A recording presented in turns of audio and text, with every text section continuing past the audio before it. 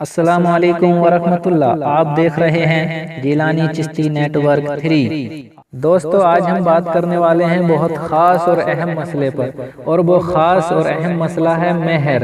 اور یہ ویڈیو خاص طور پر ان لوگوں کے لیے ہیں جن لوگوں نے ابھی تک شادی نہیں کی ہے، کیونکہ بہت جگہوں پر دیکھا جاتا ہے کہ لوگ بولتے ہیں کہ شوہر کے لیے بیوی کو ہاتھ لگانے سے پہلے مہر معاف کرانا ضروری ہے۔ اگر مہر معاف نہیں کرائے تو بیوی کو ہاتھ نہیں لگا سکتا، نہیں لگانا چاہیے۔ تو کیا یہ بات صحیح ہے؟ ٹھیک ہے، اس مسئلے کے بارے میں کچھ جانکاری لیتے ہیں۔ کافی لوگ یہ خیال کرتے ہیں کہ شوہر کے لیے ضروری ہے کہ نکاح کے بعد پہلی ملاقات میں اپنی بیوی سے پہلے مہر معاف کرائے، پھر اس کے جسم کو ہاتھ لگائے۔ یہ ایک غلط خیال ہے، اسلام میں ایسا کچھ نہیں ہے۔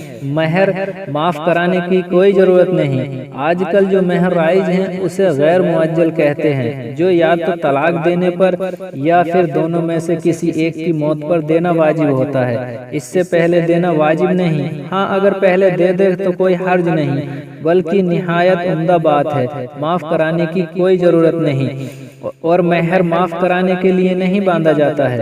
اب دے یا پھر دے، وہ دینے کے لیے ہی ہے، معاف کرانے کے لیے نہیں۔ ہاں، اگر مہر معجل ہو یعنی نکاح کے وقت نقد دینا طے کر لیا گیا ہو تو بیوی کو اختیار ہے کہ وہ اگر چاہے تو بغیر مہر وصول کیے خود کو اس کے قابو میں نہ دے اور اس کو ہاتھ نہ لگانے دے، اور چاہے تو بغیر مہر لیے بھی اس کو یہ سب کرنے دے۔ معاف کرانے کا یہاں بھی کوئی مطلب نہیں۔ غلط فہمیاں اور اس کی اصلاح، صفحہ نمبر 79۔ دوستو، آپ کو یہ ویڈیو کیسا لگا؟